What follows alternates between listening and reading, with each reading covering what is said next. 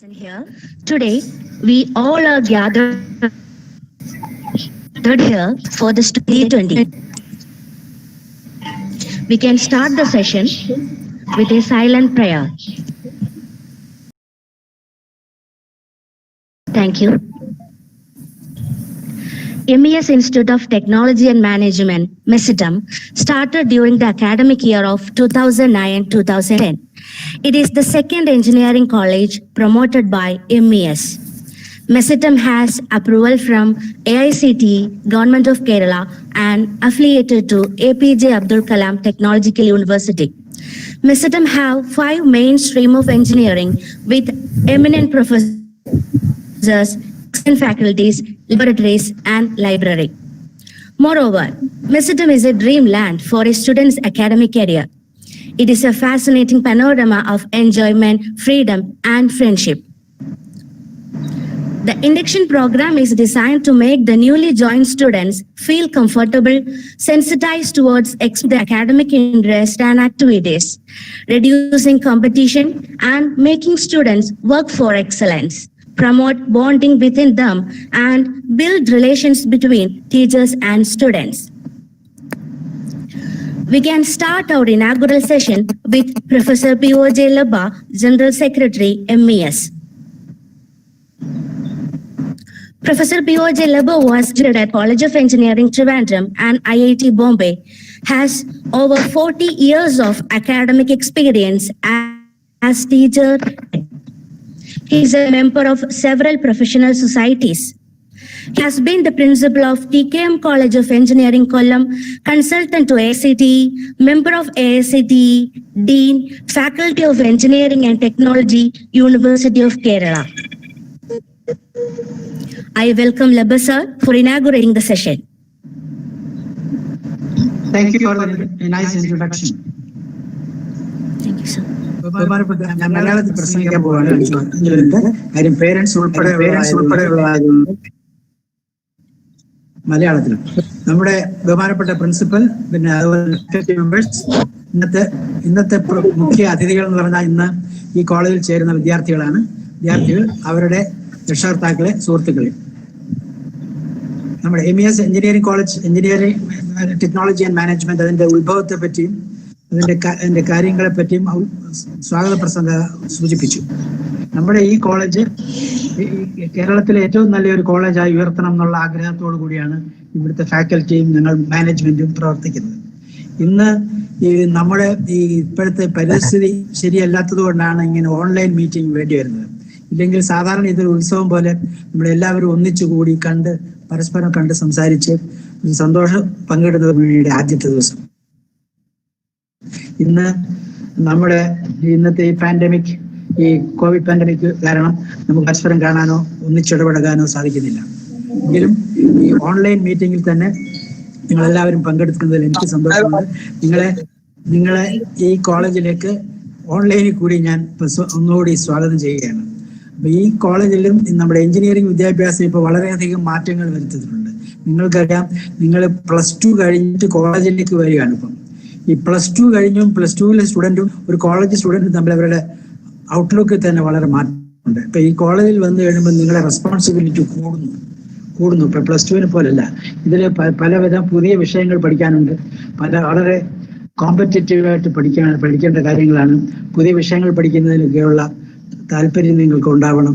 പിന്നെ കൂടാതെ ഇപ്പോഴത്തെ നമ്മുടെ KTU, ദാറ്റ് ഈസ് ടെക്നോളജിക്കൽ യൂണിവേഴ്സിറ്റിയിൽ പുതിയ ഇന്നോവേറ്റീവ് പ്രോഗ്രാംസ് ഒക്കെ ഉണ്ട്.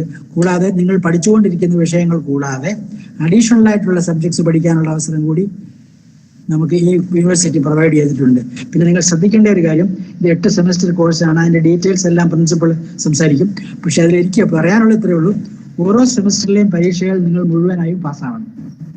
ബാക്ക് പേപ്പേഴ്സ് ഇടരുത്. ബാക്ക് പേപ്പേഴ്സ് ഇട്ടാൽ അതെല്ലാം കൂടെ ഒന്നിച്ചു കൂടി അവസാനം നിങ്ങൾക്ക് കോഴ്സ് കംപ്ലീറ്റ് ചെയ്യാൻ ബുദ്ധിമുട്ടായി മാറും.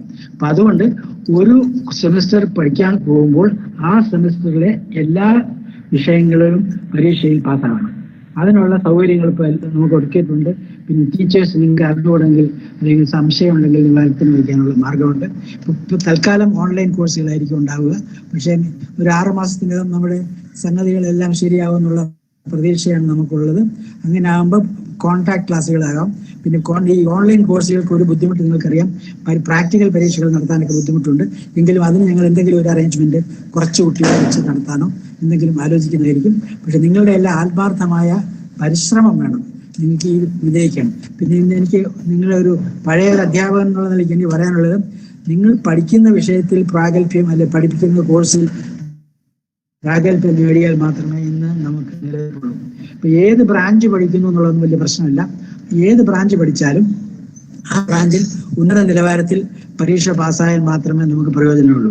അതുപോലെ തന്നെ ഈ ക്യാമ്പസ് റിക്രൂട്ട്മെന്റ് വരുമ്പോൾ തന്നെ പഴയ അവരെടുക്കില്ല. അപ്പൊ അവരും പ്രൊഫഷൻസി ഈ ക്യാമ്പസ് റിക്രൂട്ട്മെന്റ് കിട്ടുള്ളൂ. പിന്നെ രക്ഷകർത്താക്കളോട് എനിക്ക് എടുത്തു പറയാനുള്ളത്, നിങ്ങൾ കോളേജിൽ ഒരു കുട്ടിയെ ചേർത്തു എന്നുള്ളത് കൊണ്ട് നിങ്ങളുടെ ഉത്തരവാദിത്വം തീരുന്നില്ല. അത് കോളേജിൽ പോകുമ്പോഴും വരുമ്പോഴും അവന്റെ കാര്യങ്ങളെല്ലാം ശരിക്ക് നിങ്ങളുടെ മകനോ മകളോ ശരിക്കും നോക്കുന്നുണ്ട് എന്ന് രക്ഷകർത്താവ് നോക്കേണ്ട ഒരു ചുമതല കൂടി ഉണ്ട് എന്നുള്ളതാണ് എനിക്ക് നിങ്ങളോട് പറയാനുള്ളത്. സാധാരണ പല രക്ഷകർത്താക്കളും പയ്യന് ഫീസ് കൊടുത്താൽ മാത്രം മതി, എൻ്റെ ഉത്തരവാദിത്വം തീർന്നു എന്ന് ധരിക്കുന്ന പല രക്ഷകർത്താക്കളുണ്ട്. അത് പോരാ, നിങ്ങൾക്ക് ഡയറക്റ്റ് ആയിട്ട് ഇൻവോൾവ് ചെയ്യണം. പിന്നെ ഇവിടെ അഡ്വൈസറി സിസ്റ്റം അല്ലെങ്കിൽ ട്യൂട്ടോറിയൽ സിസ്റ്റം ഉണ്ട്. അതായത് കുട്ടികൾക്ക് ഒരു ഡയറക്റ്റ് ഉപദേശകൻ എന്നുള്ള നിലയ്ക്ക് ഒരു അധ്യാപകൻ ഉണ്ടാവും. അദ്ദേഹത്തിന്റെ ഫോൺ നമ്പർ നിങ്ങൾ കരുതണം. എപ്പോഴും അദ്ദേഹമായിട്ട് സംസാരിച്ച് നിങ്ങളുടെ കുട്ടി എങ്ങനെ മുമ്പോട്ട് പോകുന്നു, കുട്ടിയുടെ അറ്റൻഡൻസും, ഇപ്പോൾ ഓൺലൈൻ ആകുമ്പോൾ അറ്റൻഡൻസ് ഒക്കെ തന്നെ വീട്ടിൽ നിന്ന് തന്നെയാണ് കിട്ടുന്നത്. എങ്കിലും കുട്ടി ഇതിന് ശ്രദ്ധിക്കുന്നുണ്ടോ എന്ന് നോക്കാനുള്ള ഉത്തരവാദിത്വം രക്ഷകർത്താക്കൾക്കുണ്ട്. പണം കൊടുക്കുന്നതുകൊണ്ട് മാത്രം നിങ്ങളുടെ ജോലി തീരുന്നില്ല എന്ന് മാത്രമേ എനിക്ക് ഇക്കാര്യത്തിൽ പറയാനുള്ളൂ. പിന്നെ ഈ കോളേജിലുള്ള പഠന സൗകര്യങ്ങളും ലബോറട്ടറി ഫെസിലിറ്റീസും പഠനേതര സൗകര്യങ്ങളും എല്ലാം ഉണ്ട്. അതുപോലെ തന്നെ ഇന്നോവേറ്റീവ് പ്രോഗ്രാംസ്, എന്തെങ്കിലും പ്രത്യേക താല്പര്യമുള്ള വിഷയമുണ്ടെങ്കിൽ പ്രത്യേകമുള്ള പ്രോജക്റ്റുകൾ ചെയ്യാനുള്ള അവസരമുണ്ട്. പിന്നെ ചില പ്രോജക്റ്റുകളൊക്കെ നമ്മുടെ കോളേജിൽ നിന്ന് പല കുട്ടികളും ചെയ്ത് വളരെയധികം വിജയിച്ചിട്ടുള്ള ചരിത്രമുണ്ട്. അതൊക്കെ ചിലപ്പോൾ പ്രിൻസിപ്പളോ മറ്റ് സാറന്മാരും നിങ്ങളോട് പറയുമായിരിക്കും. അപ്പൊ എല്ലാ അവസരങ്ങളും നിങ്ങൾക്കുണ്ട്, അവസരം ഉപയോഗിക്കുക എന്നുള്ളത് നിങ്ങളാണ്. അതുകൊണ്ട് അത്രയും പറയും, നിങ്ങൾക്കൊരു നല്ല 4 വർഷത്തെ കോഴ്സ് പ്രോഗ്രാം 4 വർഷം കൊണ്ട് തന്നെ പൂർത്തിയാക്കി ഡിഗ്രിയോടുകൂടി ഫ്ലൈയിങ് കളേഴ്സ് നല്ല രീതിയിൽ പാസ്സായി നിങ്ങളുടെ കുടുംബത്തോടും ഉള്ള നീതി നിങ്ങൾ പുലർത്തണം എന്ന് മാത്രം അഭ്യർത്ഥിച്ചുകൊണ്ട് നിങ്ങൾക്കൊന്നുകൂടി സ്വാഗതം വരികയും ആശംസകൾ നേർന്നുകൊണ്ട് ഞാൻ ഈ ഇൻഡക്ഷൻ പ്രോഗ്രാം ഔപചാരികമായി ഉദ്ഘാടനം ചെയ്തതായി പ്രഖ്യാപിക്കുന്നു. നിങ്ങൾക്ക് എല്ലാവർക്കും നന്ദി. അസ്സലാമു അലൈക്കും. നമസ്കാരം. Thank you, sir, for your valuable speech. Next, we can move to the session of overview of MES by Dr. J. Nasser, Principal of MESITAM. Thank you, sir. Dr. J. Nasser graduated in Mechanical Engineering from TKM College of Engineering and post-graduated secured PhD from IIT Madras. He has got 34 years of teaching and research experience. He served as professor and HOD of Department of Mechanical Engineering at TKMCE, principal at ILM and PSC's College of Engineering and Technology. I invite you, sir, for the session. Thank you, Mala, for your kind introduction. നിങ്ങൾക്ക് കേൾക്കാൻ പറ്റുന്നുണ്ടല്ലോ? Hello, കേൾക്കാം sir, കേൾക്കാം. ഏറെ ബഹുമാന്യനും അതിലേറെ പ്രിയങ്കരനും ഈ സ്ഥാപനത്തിന്റെ നട്ടെല്ലുമായ MES general secretary ലബ sir, വളരെ ബഹുമാനപ്പെട്ട രക്ഷകർത്താക്കളെ, ബിടെക് അഡ്മിഷൻ നേടി ഇവിടെയുള്ള ഈ മീറ്റിംഗിൽ പങ്കെടുക്കുന്ന എൻ്റെ ഏറ്റവും പ്രിയപ്പെട്ട വിദ്യാർത്ഥി സുഹൃത്തുക്കളെ, സ്നേഹം നിറഞ്ഞ head of the departments,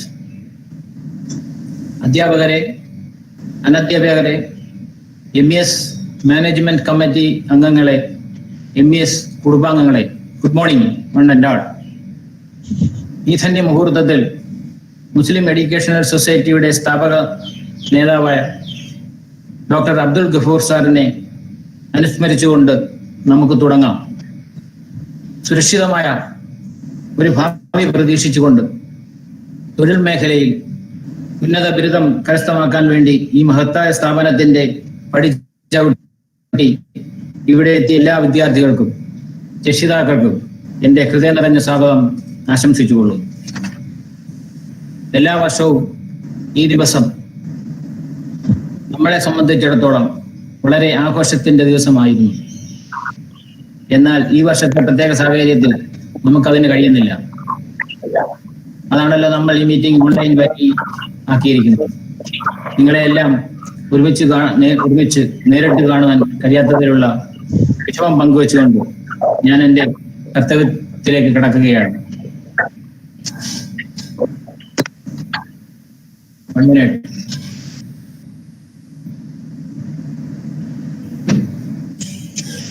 Right.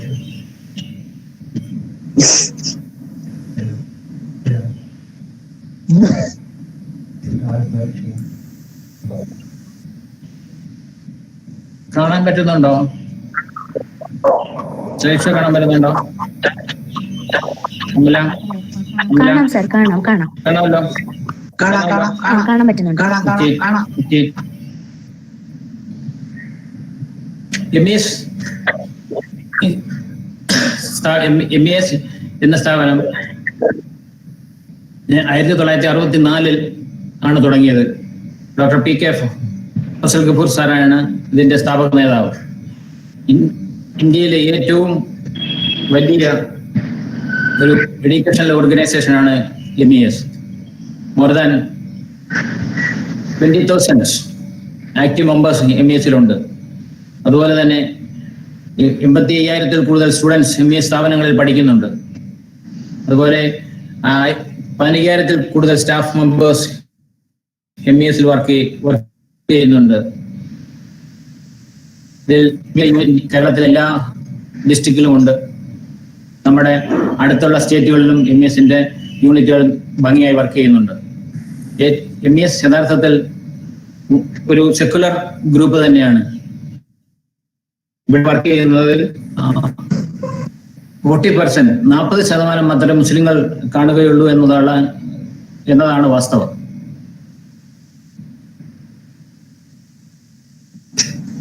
നമ്മുടെ ലബസാറുമാണ് സ്ഥാപനങ്ങൾ ആണ് ഈസ്റ്റിൽ നിന്ന് കിട്ടുന്നത്. മെഡിക്കൽ കോളേജ് മുതൽ മെഡിക്കൽ കോളേജ്, ഡെന്റൽ കോളേജ് തുടങ്ങി ഒരു വളരെ 160ഓളം സ്ഥാപനങ്ങൾ നമുക്ക് ഇന്ത്യയിലും വെളിയിലും MES-നുണ്ട്. MES കോളേജ് ഓഫ് ചാത്തന്നൂർ 2009 നമ്മൾ സ്റ്റാർട്ട് ചെയ്തത്. ഇത് ACT അപ്രൂവലും അന്ന് കേരള യൂണിവേഴ്സിറ്റി അപ്രൂവലും ഇപ്പോൾ APJ Abdul Kalam technological university അപ്രൂവലും ഉണ്ട്. നമ്മളിവിടെ 5 കോഴ്സുകൾ ഓഫർ ചെയ്യുന്നുണ്ട്. അതിൽ ഈ വർഷം നമ്മൾക്ക് എല്ലാ ബ്രാഞ്ചസും, മെക്കാനിക്കൽ ബ്രാഞ്ചിൽ ഏതാനും സീറ്റ് ഒഴികെ ബാക്കി എല്ലാ ബ്രാഞ്ചിലും സീറ്റുകളെല്ലാം ഫില്ലായിട്ടുണ്ട്. അത് നമ്മുടെ ഏറ്റവും വലിയ അനുഗ്രഹമാണ്. നമുക്ക് ഇവിടുത്തെ മെയിൻ ബ്ലോക്ക് 5 ബ്ലോക്കുകൾ നമുക്കുണ്ട്. ലേഡീസ് ഹോസ്റ്റലും ബോയ്സ് ഹോസ്റ്റലും ഉൾപ്പെടെ. ഇത് നിങ്ങൾക്കെല്ലാം ഇവിടെ വന്ന് പലർക്കും കാണാൻ പറ്റിയിട്ടില്ല എന്നുള്ളത് അതുകൊണ്ട് മാത്രമാണ് ഈ ഫോട്ടോ നമ്മൾ ഇതിൽ ഉൾപ്പെടുത്തിയിരിക്കുന്നത്. മെൻ ഹോസ്റ്റലാണ്, ലേഡീസ് ഹോസ്റ്റലാണ്.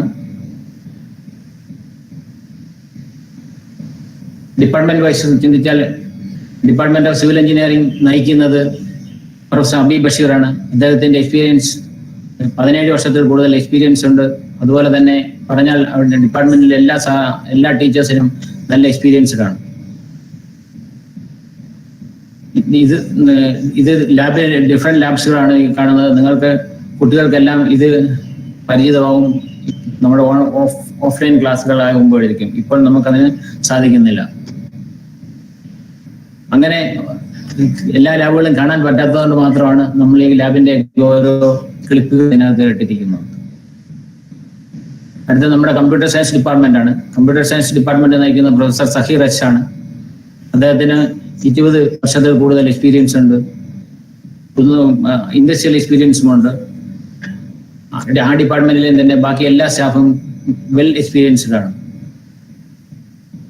ലാബുകളാണെങ്കിൽ നമുക്ക് വളരെയധികം ലാബുകൾ കമ്പ്യൂട്ടർ സയൻസ് ഡിപ്പാർട്ട്മെന്റിലും ഉണ്ട്.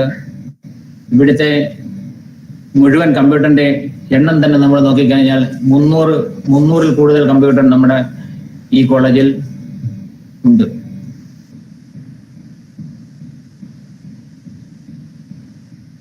ഡിപ്പാർട്ട്മെന്റ് ഓഫ് ഇലക്ട്രിക്കൽ തന്നെ ഇലക്ട്രോണിക്സ് എഞ്ചിനീയറിംഗ് എടുത്താൽ പ്രൊഫസർ ബുഷ്ര BN ആണ് നയിക്കുന്നത്. മാഡത്തിനാണെങ്കിൽ തന്നെയും 15 വർഷത്തിൽ കൂടുതൽ എക്സ്പീരിയൻസ് ഉണ്ട്. ഇവിടെ ബാക്കി ആ ഡിപ്പാർട്ട്മെന്റിന്റെ എല്ലാ സ്റ്റാഫും അതുപോലെ തന്നെ എക്സ്പീരിയൻസ്ഡ് ആണ്. ലാബുകൾ ആണെങ്കിൽ തന്നെയും വളരെ എക്യുപ്ഡ് ലാബുകൾ തന്നെയാണ് ഇലക്ട്രിക്കൽ എഞ്ചിനീയറിംഗ് ഡിപ്പാർട്ട്മെന്റിൽ.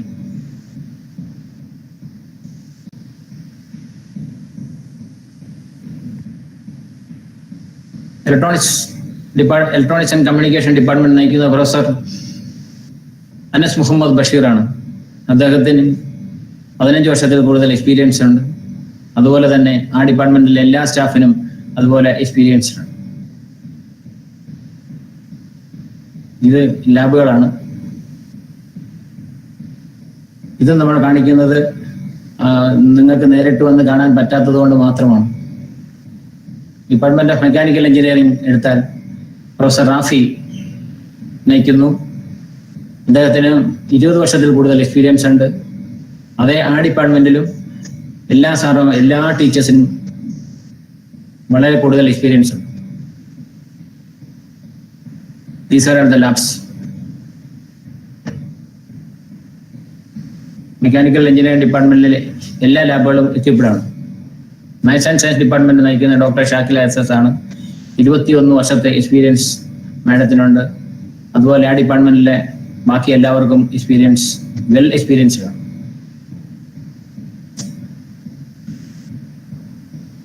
ഫിസിക്സ് കെമിസ്ട്രി ലാബ് ആണ് നിങ്ങളിപ്പോൾ കാണുന്നത്. ഇവിടെ ഇത് കൂടാതെ നമ്മുടെ അമ്യൂണിറ്റീസിനെ കുറിച്ച് ചിന്തിച്ചു കഴിഞ്ഞാൽ ലൈബ്രറിയിൽ ആണെങ്കിൽ സെൻട്രൽ ലൈബ്രറി നമുക്കുണ്ട്. കൂടാതെ ഡിപ്പാർട്ട്മെന്റ് ലൈബ്രറീസിലും ഉണ്ട്. നമ്മുടെ ലൈബ്രറിയിൽ ഏകദേശം 4200 കൂടുതൽ വോളിയൂംസും 15500 15349 ബുക്കുകൾ ഇപ്പോൾ ഉണ്ട്. നമ്മൾ ഓൾറെഡി 1500 കൂടുതൽ ബുക്ക് ഇപ്പോൾ നമ്മൾ ഓർഡർ ചെയ്തിട്ടുണ്ട്. ഫിസിക്കൽ എഡ്യൂക്കേഷൻ ഡിപ്പാർട്ട്മെന്റിൽ എടുത്തു കഴിഞ്ഞാൽ അതുപോലെ എല്ലാ ഗെയിംസും ഇവിടെയുണ്ട്. അത് വൈഫൈ ഇന്റർനെറ്റ് കണക്ടിവിറ്റി നമുക്ക് ഇവിടെ ക്യാമ്പസിലുണ്ട്. ക്യാമ്പസ് വൈഡ് നെറ്റ്വർക്ക് ഉണ്ട്. കാന്റീൻ, കോപ്പറേറ്റ് സ്റ്റോർ തുടങ്ങി നിങ്ങൾക്ക് കുട്ടികൾക്ക് ആവശ്യമായ എല്ലാ കാര്യങ്ങളും ഇവിടെയുണ്ട്. കോളേജ് മുഴുവനായി കോളേജ് ബസ് ഫെസിലിറ്റി ഉണ്ട്. അതുപോലെ തന്നെ കോളേജ് മുഴുവനായി CCTV സർവൈലൻസ് ഉണ്ടെന്നുള്ളതാണ്. ഇവിടെ ഏകദേശം 80ഓളം ക്യാമറ നമ്മുടെ ക്യാമ്പസിന്റെ വിവിധ ഭാഗങ്ങളിലായി പ്രൊവൈഡ് ചെയ്തിട്ടുണ്ട്.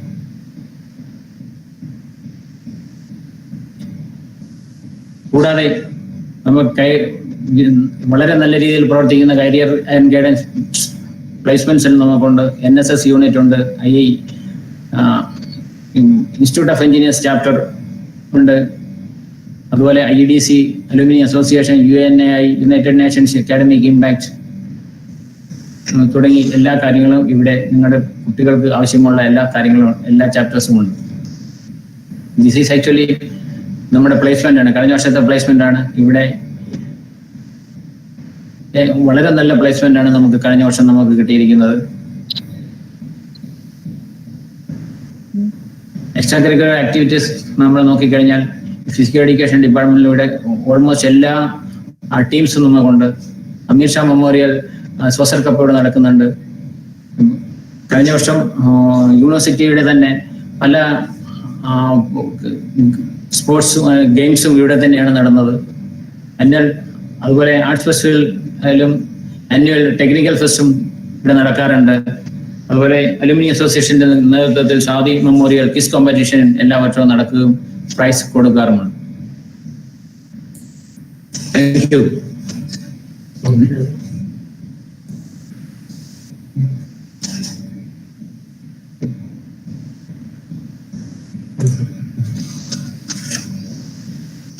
ഇനി കുട്ടികളോട് എനിക്ക് പറയാനുള്ളത്, I wish to congratulate each and every student for selecting MES Institute of Technology and Management for your BTech study. നിങ്ങൾ തിരഞ്ഞെടുത്തിരിക്കുന്നത് വളരെ നല്ല കോഴ്സ് തന്നെയാണ്. 4 വർഷം കൊണ്ട് നേടാവുന്ന ഏറ്റവും നല്ല ഡിഗ്രിയാണ് BTech. സാധാരണ എല്ലാ ഡിഗ്രിക്കാർക്കും അപ്ലൈ ചെയ്യാവുന്ന എല്ലാ ജോബിനും നമുക്ക് BTech ഡിഗ്രി ഉള്ളവർക്ക് അപ്ലൈ ചെയ്യാൻ പറ്റും. എന്നാൽ BTechകാർക്ക് അപ്ലൈ ചെയ്യാൻ പറ്റുന്ന എല്ലാ ജോലികൾക്കും ഡിഗ്രിക്കാർക്ക് അപ്ലൈ ചെയ്യാൻ പറ്റും. അതായത് ബിടെക് ഒരു പ്രൊഫഷണൽ ഡിഗ്രിയാണ്, അത് നിങ്ങൾ മനസ്സിലാക്കണം. നല്ലോണം പഠിച്ചു പാസ്സാകുന്ന എല്ലാവർക്കും ജോലി കിട്ടും. ഇപ്പോൾ മിക്കവാറും എല്ലാ ജോലികളും ബിടെക്കുകാർ കൈയടക്കിയിരിക്കുകയാണ്. അപ്പോൾ അതിന് ഫോർ എക്സാമ്പിൾ ആയിട്ട് നമ്മൾ നോക്കിക്കഴിഞ്ഞാൽ, നിങ്ങൾ ബാങ്കിങ്, റെയിൽവേസ്, ഓട്ടോമൊബൈൽ തുടങ്ങിയ ഫീൽഡുകൾ നിങ്ങൾ നോക്കിയാൽ നിങ്ങൾക്ക് അത് മനസ്സിലാകും. നിങ്ങൾ വേണ്ടത് പഠിക്കുക എന്നുള്ള ഒറ്റ കാര്യം മാത്രമേ ഉള്ളൂ. അതിനുള്ള എല്ലാ സഹായവും ഞങ്ങൾ ചെയ്തു തരുന്നതായിരിക്കും. ഇപ്പോൾ യഥാർത്ഥത്തിൽ ക്ലാസ്സുകൾ ഓൺലൈനാണ് പൊയ്ക്കൊണ്ടിരിക്കുന്നത്. അതിൽ നിങ്ങൾ സാധാരണ ക്ലാസ്സിൽ എങ്ങനെ ഇരിക്കുന്നു അതുപോലെ തന്നെ ഇരുന്ന് പഠിക്കണം. വീട്ടിൽ ആണെന്ന് നിങ്ങൾ കരുതി മൊബൈൽ ഓൺ ചെയ്ത് വെച്ചിട്ട് അല്ലെങ്കിൽ കമ്പ്യൂട്ടർ ഓൺ ചെയ്ത് വെച്ചിട്ട് അങ്ങോട്ടും ഇങ്ങോട്ടും ഒന്നും പോകാൻ പാടില്ല. അതിൽ വീട്ടുകാരുടെ രക്ഷകർത്താക്കൾക്കും ഒരു ശ്രദ്ധ വേണം. അതുപോലെ നോട്ട്ബുക്ക്, പേന എല്ലാം വാങ്ങിക്കണം. നോട്ട്ബുക്ക് ക്ലാസ്സിൽ ഓൺലൈൻ ക്ലാസ് അറ്റൻഡ് ചെയ്യുമ്പോൾ നോട്ട് എഴുതണം. പിന്നെ ടീച്ചർ ചോദിക്കുന്നതിന് മറുപടി പറയണം, അനങ്ങാതിരുന്ന് കളയരുത്. അതുപോലെ ടീച്ചറോട് ചോദ്യങ്ങൾ ചോദിക്കുന്ന കാര്യത്തിൽ നിങ്ങൾ മടിക്കരുത്, ചോദ്യങ്ങൾ ചോദിക്കണം. നമ്മൾ പഠിക്കാനുള്ള ലേണിംഗ് ഏറ്റവും ബെസ്റ്റ് മെത്തേഡ് എന്ന് പറഞ്ഞാൽ ചോദിക്കുക എന്നുള്ളതാണ്. ചോദിക്കുക, പഠിക്കുക. ഇനി ഒരു വ്യത്യാസം, നിങ്ങൾ ഇതുവരെ ക്ലാസ് നോട്ട് എഴുതി ശീലിച്ചിട്ടില്ലെന്നുണ്ടെങ്കിൽ ഇനി ക്ലാസ് നോട്ട് എഴുതി ശീലിക്കണം. ഒരു ടീച്ചർ പഠിപ്പിക്കുമ്പോൾ തീർത്തും പേനയും നോട്ട്ബുക്കുമായിട്ട് മാത്രമേ ക്ലാസ്സിലിരിക്കാവൂ. അതിൽ ക്ലാസ്സിൽ നിന്ന് കിട്ടുന്ന നോട്ട്സ് സാറന്മാർ പറയുന്ന അതുപോലെ എഴുതിയെടുക്കണം എന്നല്ല ഞാൻ പറയുന്നത്. അതിലുള്ള പോയിന്റ്സുകൾ നിങ്ങൾ നോട്ട് ചെയ്തിരിക്കണം. ഇനി മനസ്സിലാക്കി പഠിക്കണം. ഇതുവരെ നമ്മൾ പലതും കാണാതെ പഠിക്കുന്ന ഒരു സ്വഭാവം നിങ്ങൾക്ക് ഉണ്ടായിരുന്നുണ്ടാവും. ഇനി കാണാതെ പഠിക്കുന്നതിലല്ല കാര്യം, എല്ലാം മനസ്സിലാക്കി പഠിക്കാൻ നോക്കും. എന്റെ നോട്ടത്തിൽ ഇപ്പോൾ എഞ്ചിനീയറിംഗ് എന്ന് പറയുന്നത് ഭയങ്കര എളുപ്പമായിട്ടാണ് എനിക്ക് തോന്നുന്നത്. കാര്യം ഒരു സബ്ജക്റ്റിന് 40 മാർക്ക് അടിച്ചാൽ മതി നിങ്ങൾക്ക് ജയിക്കാൻ. ഇന്റേണൽ മാർക്കിന് സെപ്പറേറ്റ് മിനിമം ഇപ്പൊ ഇല്ല. അറ്റൻഷന് മാർക്കുണ്ട്. വെറുതെ ക്ലാസ്സിൽ കയറി ഇരുന്ന് കഴിഞ്ഞാൽ 10 മാർക്ക് കിട്ടും. തോൽക്കാൻ സത്യം പറഞ്ഞാൽ ഭയങ്കര പാടായിരിക്കും എഞ്ചിനീയറിംഗ് ഇപ്പോഴൊക്കെ. ഒരു പക്ഷേ ഇഷ്ടപ്പെട്ട ബ്രാഞ്ച് നിങ്ങൾക്ക് കിട്ടിയിട്ടില്ല എന്നുണ്ടെങ്കിൽ കിട്ടാത്തവർക്ക് ആ ബ്രാഞ്ചിൽ തന്നെ മൈനർ ഡിഗ്രി എടുക്കാനുള്ള അവസരം ഇപ്പോൾ നമുക്കുണ്ട്, നിങ്ങൾക്ക് എല്ലാവർക്കും ഉണ്ട്. അത് 3rd സെമസ്റ്ററിലാണ് അത് തുടങ്ങുന്നത്. അതുപോലെ ബിടെക് ഓണേഴ്സ് ഡിഗ്രിയും ഉണ്ട്. ഇതിന്റെ എല്ലാം വിശാലമായിട്ടുള്ള കാര്യങ്ങൾ അക്കാഡമിക് സെക്ഷൻ നിങ്ങൾക്ക് ഹാൻഡിൽ ചെയ്യുന്ന പ്രൊഫസർ റാഫി സാർ നിങ്ങൾക്ക് ഡിസ്കസ് പറഞ്ഞു തരുന്നതായിരിക്കും. ഇനി ഒരു പക്ഷേ ഇനി നിങ്ങൾ ഏതെങ്കിലും കാരണവശാൽ ഏതെങ്കിലും സബ്ജക്റ്റിന് തോറ്റുപോയെന്ന് വെച്ചു, അതിലൊന്നും വിഷമിക്കാനൊന്നുമില്ല. കാര്യം തൊട്ടടുത്ത ചാൻസിൽ അത് എഴുതിയെടുക്കാൻ പറ്റും. സച്ചിൻ ടെണ്ടുൽക്കറെ നിങ്ങൾ നോക്കിയേ, എത്രയോ ടെസ്റ്റുകൾ ഫുൾ 0-ൽ ഔട്ടായി പോകുന്നുണ്ട് എന്ന് വെച്ച് കളി നിർത്തുകയാണ് ചെയ്യുന്നത്. അടുത്ത കളിയിൽ സെഞ്ചുറി അടിക്കും എന്നതുപോലെ. അതുപോലെ നമ്മുടെ മിസൈൽ മാൻ APJ അബ്ദുൽ കലാം നിങ്ങൾ പരിചയപ്പെട്ടിട്ടുണ്ട്, നിങ്ങൾക്കറിയാവുന്നതല്ലേ. അദ്ദേഹം പരാജയപ്പെട്ടിട്ടില്ലേ? ആദ്യ മിസൈൽ തന്നെ കടലിൽ പതിച്ചു പോയില്ലേ? പിന്നീട് അദ്ദേഹം പറഞ്ഞത് ഓർക്കുക, ഫെയിൽ എന്നൊരു വാക്കില്ലെന്നാണ് അദ്ദേഹം പറഞ്ഞത്.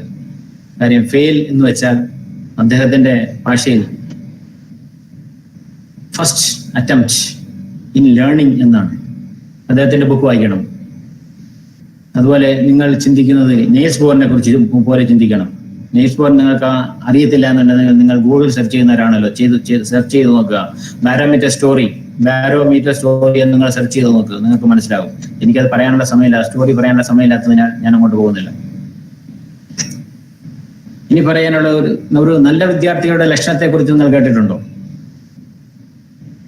അതിൽ പറയുന്നത് അല്പാഹാരം, ജീർണവസ്ത്രം, താകദൃഷ്ടി, ബൃഹധ്യാനം, സ്വാനനിദ്ര. ഇതാണ് നല്ല വിദ്യാർത്ഥിയുടെ ലക്ഷണം.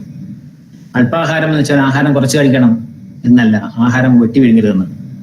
ആഹാരം എല്ലാം കൂടെ ഒന്നിച്ചു കഴിഞ്ഞാൽ നമുക്ക് ഉറക്കം വരും. അതുകൊണ്ട് കഴിക്കുന്ന ആഹാരം ഒരു 6-7 തവണയായിട്ട് കഴിക്കുക. കൂടാതെ നല്ല ഫുഡ് കഴിക്കണം. നല്ല ഫുഡ് മീൻസ് വയറു നിറയെ കഴിക്കുന്നതിന് പകരമുള്ള നല്ല ആഹാരങ്ങൾ കഴിക്കണം. നല്ല ആഹാരങ്ങൾ കാഷ്യൂനട്ട്, ഐസ്ക്രീം, കേക്ക്, കാഡ്ബറീസ് മുതലായ സാധനങ്ങൾ. പരീക്ഷ എടുക്കുന്ന സമയത്ത് ഏറ്റവും കൂടുതൽ ഇതൊക്കെ തന്നെ കഴിക്കണം. രക്ഷാകർത്താക്കളുടെ അടുത്ത് എനിക്ക് തന്നെ പറയാനുള്ളൂ, ഈ സാധനങ്ങളൊക്കെ പഠിക്കുന്ന സമയത്ത്, പരീക്ഷ കഴിക്കുന്ന സമയത്ത് നിങ്ങൾ വാങ്ങിച്ചോളൂ. ജീർണവസ്ത്രം മീൻസ് അഴുക്കായ വസ്ത്രം ഇട്ടോട്ട് വരണമെന്നല്ല ഞാൻ പറഞ്ഞത്. ജീർണവസ്ത്രം ഫാഷൻ പരേഡിന് വേണ്ടിയല്ല നമ്മൾ കോളേജിൽ വരുന്നത്, പഠിക്കാൻ വേണ്ടിയാണെന്നുള്ള മനസ്സിലാക്കുക. കാക്കദൃഷ്ടി, കാക്കയുടെ ദൃഷ്ടി നിങ്ങൾക്കറിയാം. കാക്ക കണ്ടുപിടിക്കാത്ത കാര്യങ്ങളില്ല. ദീർഘവീക്ഷണം ഒരു വിദ്യാർത്ഥിയുടെ ഏറ്റവും വലിയ ലക്ഷണമാണ്. കാക്കദൃഷ്ടി വേണം. കാക്ക അതല്ലേ കാക്ക കണ്ടറിയും എന്ന് പറയുന്നത്. ബൃഹത്ഗാനം, ബൃഹത്ഗാനം മീൻസ് കൊക്ക് ധ്യാനം. ഒറ്റക്കാലിൽ നിന്ന് എന്ത് കോൺസെൻട്രേഷനിലാണ് അത് ഉറങ്ങുന്നത് നോക്കിയാണ്. അപ്പോൾ നമുക്ക് വിദ്യാർത്ഥികൾക്ക് ഏറ്റവും അത്യാവശ്യമുള്ള ഒരു കാര്യമാണ് കോൺസെൻട്രേഷൻ. ശ്വാനനിദ്ര, പട്ടി ഉറങ്ങുന്നത് നിങ്ങൾ ശ്രദ്ധിച്ചിട്ടുണ്ട്. ഒറ്റ സൗണ്ട് കൊണ്ട് ഉണരും. അത്ര അലേർട്ടാണ്. അപ്പൊ നിങ്ങൾ വിദ്യാർത്ഥികൾ അങ്ങനെ അലേർട്ട് തന്നെയായിരിക്കണം എപ്പോഴും. ഇനി കോളേജിലെ എല്ലാ പ്രോഗ്രാമിലും പങ്കെടുക്കണം. അതാണ് എനിക്ക് അടുത്ത് പറയാനുള്ളത്. എല്ലാ പ്രോഗ്രാമും, ആർട്സ്, സ്പോർട്സ്, എല്ലാത്തിലും. അതായത് നമുക്കൊരു മോട്ടോറിസ്റ്റിക് മൈൻഡാണ് ആവശ്യമുള്ളത്. മോട്ടോറിസ്റ്റിക് mind in a fit body. Body fit ആകുന്ന എല്ലാ program, that means sports, games എല്ലാ ദിവസവും കുറച്ചു നേരം നിങ്ങൾ കളിക്കണം. അതുപോലെ ലൈഫ് വളരെ എൻജോയ് ചെയ്ത് തന്നെ നിങ്ങൾ പോകണം. അത്രേ എനിക്ക് പറയാനുള്ളൂ. I wish you all a bright academic future with an all-round development in your personality. ഇനി രക്ഷകർത്താക്കളോട് സംസാരിക്കാനുള്ളത്, രക്ഷകർത്താക്കളോട് അത്യാവശ്യ ചില കാര്യങ്ങൾ പറയാനുണ്ട്. രക്ഷകർത്താക്കളോട് കുട്ടികളുടെ എല്ലാ കാര്യത്തിലും വളരെ ശ്രദ്ധ വേണം. ലബ സാർ പറഞ്ഞതുപോലെ പൈസ എല്ലാം കൊടുത്ത് അഡ്മിഷൻ വാങ്ങിച്ചിട്ട് പോയി കഴിഞ്ഞ് 4 വർഷം കഴിഞ്ഞാൽ കുട്ടി എഞ്ചിനീയറായി പുറത്തു വരുമെന്ന് വിചാരിച്ച് വീട്ടിൽ ഇരുന്നാൽ പോരാ. നമ്മൾ നമ്മുടെ കുട്ടികളെ നല്ലോണം ശ്രദ്ധിക്കണം. പ്രത്യേകിച്ച് ആദ്യത്തെ 1 വർഷം വളരെ കാര്യമായിട്ട് ശ്രദ്ധിക്കണം. അവരുടെ ലൈഫിലെ ഒരു ടേണിംഗ് പോയിന്റ് ആണ് ഇപ്പോഴെന്ന് നിങ്ങൾ മനസ്സിലാക്കണം. അവർ ഇതുവരെ സ്കൂളിലായിരുന്നു. ആ സ്കൂളിൽ നിന്ന് മാറി നമ്മളിപ്പോൾ കോളേജിലാണ്. കോളേജും സ്കൂളുമായിട്ടുള്ള വ്യത്യാസത്തെ കുറിച്ച് നിങ്ങൾക്കറിയാം. പലതരത്തിലുള്ള കുട്ടികൾ കോളേജിൽ വരാറുണ്ട്. അവരുടെ മാറ്റങ്ങളിൽ, നമ്മുടെ കുട്ടികളുടെ മാറ്റങ്ങളിൽ നല്ല ശ്രദ്ധ വേണം. യഥാർത്ഥത്തിൽ കുട്ടികളുടെ പേഴ്സണാലിറ്റി ഡെവലപ്മെന്റ് എന്ന് പറയുന്നത് ഇതിൽ ഏറ്റവും കൂടുതൽ പങ്കുവഹിക്കുന്നവരുടെ കൂട്ടുകാർ തന്നെയാണ്. പ്രൊഫഷണൽ കോളേജ് ആയാലും മറ്റു കോളേജിലായാലും അങ്ങനെ തന്നെയാണ്. അതുകൊണ്ട് രക്ഷകർത്താക്കളുടെ ശ്രദ്ധ വളരെ കൂടുതൽ വേണം. എല്ലാ ബുദ്ധിമുട്ടുകളും മനസ്സിലാക്കി തന്നെ കുട്ടികളെ വളർത്തണം. മാർക്കറ്റിൽ വിട്ട് സാധനങ്ങൾ വാങ്ങിപ്പിക്കണം. മോൻ പഠിക്കുന്നു, മോള് പഠിക്കുന്നു, അതുകൊണ്ട് എവിടെയും വിടേണ്ട എന്നുള്ള ചിന്താഗതിയെല്ലാം മാറ്റണം. കല്യാണങ്ങൾക്ക് കൊണ്ടുപോകണം. നിങ്ങൾ ഉത്സവങ്ങൾ, ആഘോഷങ്ങൾ എല്ലാത്തിലും പങ്കെടുപ്പിക്കണം. അപ്പൂപ്പനെയും അമ്മുമ്മയും എല്ലാം കാണാൻ കൊണ്ടുപോകണം. അതുപോലെ രോഗികളെ കാണാൻ കൊണ്ടുപോകണം. അവരെ കളിക്കുന്നതിന് വിടണം. വിടുന്നതിന് യാതൊരു തടസ്സം ഉണ്ടാകരുത്. ഇതുവരെ മൊബൈൽ നമ്മൾ കാണുന്നതിന് വഴക്ക് പറയുന്നത് അത് കാലം മാറിയതാ, ഇപ്പം മൊബൈൽ എടുത്തു കൊടുത്ത് കാണാൻ പറയുന്ന ഒരു കണ്ടീഷനിലോട്ട് നമ്മൾ മാറിയിരിക്കുന്നു. എന്നാൽ തന്നെയും അതിലെല്ലാം നിങ്ങൾക്കൊരു ശ്രദ്ധ വേണം. ദിവസവും പഠിക്കുന്നു എന്ന് ശ്രദ്ധിക്കുക എന്നത് വളരെ അത്യാവശ്യമുള്ള ഒരു കാര്യമാണ്. ഒരു 1.5-2 മണിക്കൂറെങ്കിലും ഒരു ദിവസം പഠിക്കണം. അതുപോലെ തന്നെ പരീക്ഷ എടുക്കുമ്പോൾ പഠിക്കുന്നു എന്നുള്ള ആ ചിന്താഗതി കുട്ടികളിൽ നിന്ന് മാറ്റണം. പരീക്ഷ എടുക്കുമ്പോൾ മാത്രം പഠിച്ചാൽ പോരാ. ദിവസം ഇതൊരു കണ്ടിന്യൂസ് പ്രോസസ്സാണ്. ദിവസവും പഠിച്ചുകൊണ്ട് തന്നെ ഇരിക്കണം. ദിവസവും പഠിക്കണം. അല്ലാതെ പരീക്ഷ എടുക്കുമ്പോൾ മാത്രം പഠിച്ച് പരീക്ഷ ആലോചിക്കരുത്. അതുപോലെ ഓൺലൈൻ ക്ലാസ് ആണല്ലോ ഇപ്പോൾ ഉള്ളപ്പോൾ കുട്ടികൾ ഓൺലൈൻ ക്ലാസ് നല്ലവണ്ണം അറ്റൻഡ് ചെയ്യുന്ന ഒരു ചുറ്റുപാട് ഉണ്ടാക്കി കൊടുക്കണം. നമ്മുടെ കുട്ടികളെല്ലാം ഭയങ്കര മിടുക്കന്മാർ കുട്ടികളാണ്. വളരെ മിടുക്കളും തന്നെയാണ്. പക്ഷെ നമ്മൾ എന്തുകൊണ്ട് പല കുട്ടികളും പഠിക്കുന്നില്ല എന്നത് ഒരു കാരണം എന്ന് പറയുന്നത് അവരുടെ മൈൻഡ് ഡിസ്ട്രാക്ട് ചെയ്യുന്ന ഒറ്റ കാര്യത്തിലാണ്. കാര്യം അവർക്ക് ഒരുപാട് കാര്യങ്ങൾ നമ്മൾ ഈ രക്ഷകർത്താക്കളായ നമ്മൾ പഠിച്ച സമയത്തെ കാലത്ത് നിന്ന് ഒരുപാട് മാറ്റമാണ് ഇപ്പോൾ ഉള്ളത്. അന്ന് നമുക്ക് എത്ര ഫെസിലിറ്റീസ് ഇല്ലായിരുന്നു. കാര്യം ഒരുപക്ഷെ മണ്ണെണ്ണവിളക്കിന്റെ അടുത്ത് പഠിക്കുമ്പോൾ മണ്ണെണ്ണവിളക്കും പുസ്തകവും മാത്രമാണ് നമ്മൾ കാണുന്നത്. അത് കാലം മാറി നമ്മൾ പഠിക്കാതിരിക്കുന്ന നമ്മുടെ കുട്ടികൾ പഠിക്കാതിരിക്കുന്ന സമയം TV മുതലുള്ള എല്ലാ കാര്യങ്ങളും ഇങ്ങോട്ട് നോക്കിയാലും മൊബൈൽ, TV, കമ്പ്യൂട്ടർ എന്ന് വേണ്ട എല്ലാ ചുറ്റുപാടുമാണ്. അപ്പൊ ആ ചുറ്റുപാടിൽ അവർക്ക് കോൺസെൻട്രേറ്റ് ചെയ്യാൻ പറ്റുന്നില്ല എന്നുള്ള ഒരു വലിയ വാസ്തവം തന്നെയാണ്. അതുകൊണ്ട് അവർക്ക് പഠിക്കാനുള്ള ഒരു ചുറ്റുപാട് ഉണ്ടാക്കി കൊടുക്കണം. അതുപോലെ ക്ലാസ്സുകൾ എടുക്കുമ്പോൾ അത് അറ്റൻഡ് ചെയ്യുന്നത് നോക്കുകയും വേണം നിങ്ങൾ തന്നെ. പെൺകുട്ടികളുടെ അമ്മമാർക്ക്, പ്രത്യേകിച്ച് പെൺകുട്ടികളുടെ അമ്മമാർക്ക് നല്ല ഒരു ഫ്രണ്ട്ഷിപ്പ് വേണം കുട്ടികളുമായിട്ട്. അവരെ വളരെ കൂട്ടുകാരായിട്ട് തന്നെ കാണണം. അവരുടെ എല്ലാ പ്രശ്നങ്ങളും ചോദിച്ച് മനസ്സിലാക്കണം. അവരിൽ എന്തെല്ലാം മാറ്റമുണ്ടെന്ന് നിങ്ങൾ അത് കണ്ടുപിടിക്കണം. അതുപോലെ ഇവിടുത്തെ കോളേജിലെ അഡ്വൈസേഴ്സ്, ടീച്ചേഴ്സ് എല്ലാവരുടെയും ഫോൺ നമ്പർ നമ്മൾ തരുന്നുണ്ടാവും. ഈവൻ പ്രിൻസിപ്പളിനെ പോലും നിങ്ങൾക്ക് ആർക്കും വിളിക്കുന്നതിന് യാതൊരു വിധമായ ബുദ്ധിമുട്ടുമില്ല. എല്ലാവരും വിളിക്കണം. അഡ്വൈസറുമായിട്ട് അഡ്വൈസർ സ്റ്റുഡൻസ് റിലേഷൻ വളരെ നല്ലതായിരിക്കണം. അപ്പോൾ ആ ഒരു റിലേഷൻ ഉണ്ടാക്കണമെന്നുണ്ടെങ്കിൽ നിങ്ങൾ അഡ്വൈസേഴ്സിനെ വിളിക്കണം. അല്ലാതെ ഇവിടുന്ന് അങ്ങോട്ട് വിളിക്കണം എന്ന് പറഞ്ഞ് ഇരിക്കരുത്. പൊതുവെ കുട്ടികളെ രക്ഷകർത്താക്കൾ, ടീച്ചേഴ്സ് അങ്ങോട്ട് വിളിക്കുന്ന എന്തെങ്കിലും പ്രശ്നങ്ങൾക്കായിരിക്കും പൊതുവെ. അങ്ങനെയല്ല. വേണ്ടത്. നിങ്ങൾ ഇങ്ങോട്ട് വിളിക്കണം, കുട്ടികളെ വിളിക്കണം, കുട്ടികളുടെ അഡ്വൈസറെ വിളിച്ച് നിങ്ങളൊരു അടുപ്പം ഉണ്ടാക്കിയെടുക്കണം. കുട്ടികളുടെ വിവരങ്ങളെല്ലാം തന്നെ തിരക്കണം. ഇവിടെ നല്ലൊരു അഡ്വൈസറി സിസ്റ്റം ഫോളോ ചെയ്യുന്നുണ്ട്. നിങ്ങളെ വിളിക്കും, കുട്ടികളുടെ അറ്റൻഡൻസ്, മാർക്ക് എല്ലാം നിങ്ങളെ വിളിച്ചറിയിക്കുന്നുണ്ടാവും. ചില പ്രത്യേക സാഹചര്യങ്ങളിൽ നിങ്ങളെ രക്ഷകർത്താക്കൾ വരണമെന്ന് പറയും. രക്ഷകർത്താക്കൾ വരണമെന്ന് പറഞ്ഞാൽ അമ്മ വരണമെന്നല്ല, പൊതുവെ എല്ലാവരും അമ്മയാണ് പറഞ്ഞു വിടുന്നത്. അച്ഛൻ എന്തുകൊണ്ട് വരുന്നില്ല എന്നുള്ളതാണ്. അച്ഛൻ വരണം, എന്നിട്ട് കുട്ടികളുടെ കാര്യങ്ങൾ തിരക്കണം. കുട്ടികൾ വീട്ടിൽ വരുമ്പോൾ അന്നുള്ള കാര്യങ്ങളെല്ലാം തിരക്കി മനസ്സിലാക്കണം. എന്തെങ്കിലും ബുദ്ധിമുട്ട് പറഞ്ഞാൽ ഞങ്ങളെ അത് അറിയിക്കാൻ ശ്രമിക്കണം. എന്നാൽ കാര്യങ്ങൾ അറിഞ്ഞാൽ മാത്രമേ ഞങ്ങൾക്ക് അതിന് പ്രതികരിക്കാൻ പറ്റത്തുള്ളൂ. എല്ലാ പ്രശ്നത്തിനും പരിഹാരം നമ്മൾ ഉണ്ടാക്കുന്നതായിരിക്കും.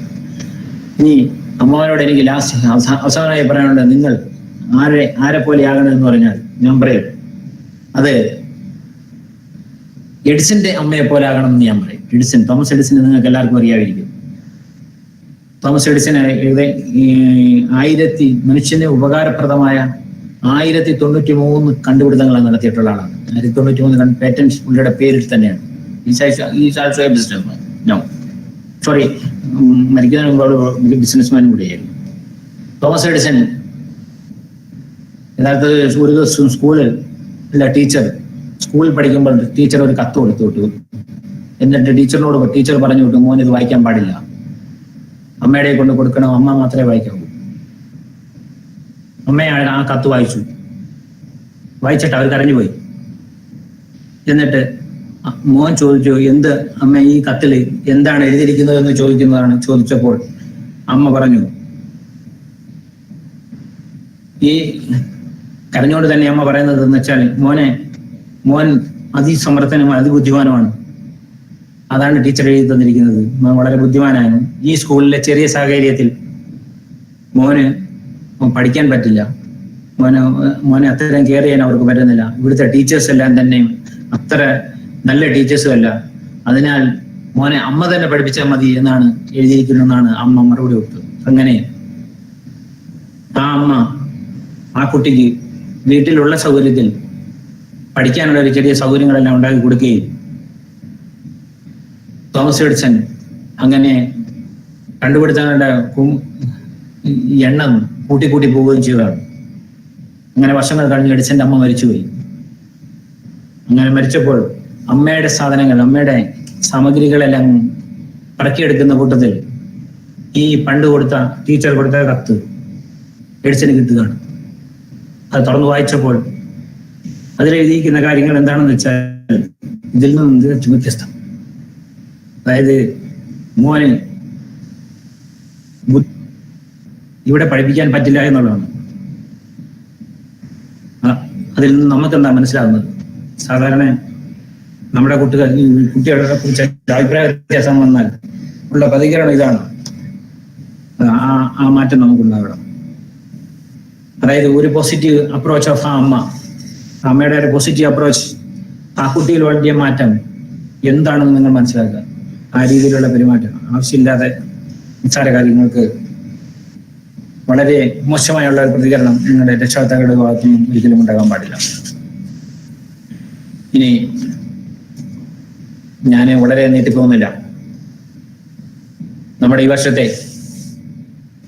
അഡ്മിഷന് വേണ്ടി വളരെ ആത്മാർത്ഥമായി സഹകരിച്ച അഡ്മിഷൻ കമ്മിറ്റി വളരെ നിസ്സീമമായ പ്രവർത്തനമാണ് അവർ കാഴ്ചവെച്ചത്. ആ കമ്മിറ്റിയെ അതിൽ പങ്കെടുത്ത അഡ്മിഷനുമായിട്ട് ബന്ധപ്പെട്ട് വർക്ക് ചെയ്ത എല്ലാ സ്റ്റാഫിനെയും ഞാൻ ഈ അവസരത്തിൽ എൻ്റെ അനുമോദനം അറിയിക്കുന്നു. അതിലേറെ നമ്മുടെ സീനിയർ വിദ്യാർത്ഥികൾ, നമ്മുടെ ഇപ്പോൾ പഠിക്കുന്ന കുട്ടികളും അലുമിനിയും ഇവിടുന്ന് പോയ കുട്ടികളും നമ്മളെ സഹായിച്ചിട്ടുണ്ട്. അവരെ എല്ലാവരെയും ഞാൻ മനസ്സ് നിറഞ്ഞ് അഭിനന്ദിക്കുകയാണ്. ഈ പരിപാടി, നമ്മുടെ ഇന്നത്തെ ഈ ക്ലാസ്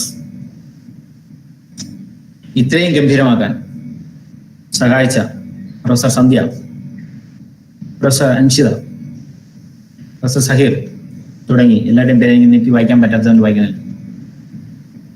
അതുപോലെ ലാസ്റ്റ് സ്റ്റാഫുകളായ മിസ്റ്റർ ലിജു, മിസ്റ്റർ മൻമോഹൻ, അമൽ, ഷിബു, നമ്മുടെ ഓഫീസിലെ സൂപ്രണ്ട് ഷിഹാബ് തുടങ്ങി ഒട്ടേറെ പേർ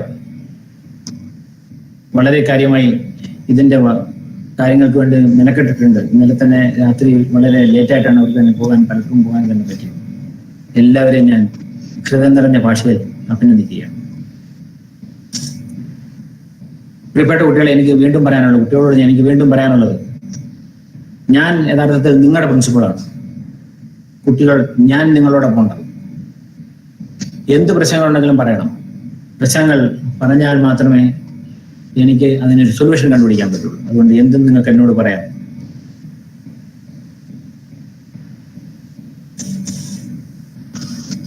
വിദ്യേഷ്, ഞാനിത് അതുവരെ ഉപസ്മരിക്കുകയാണ്.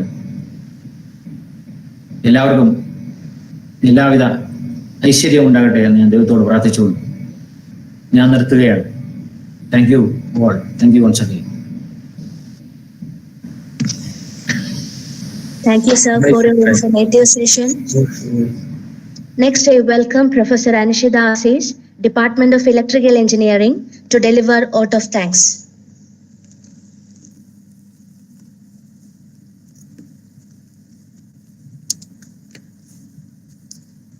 Good morning, all.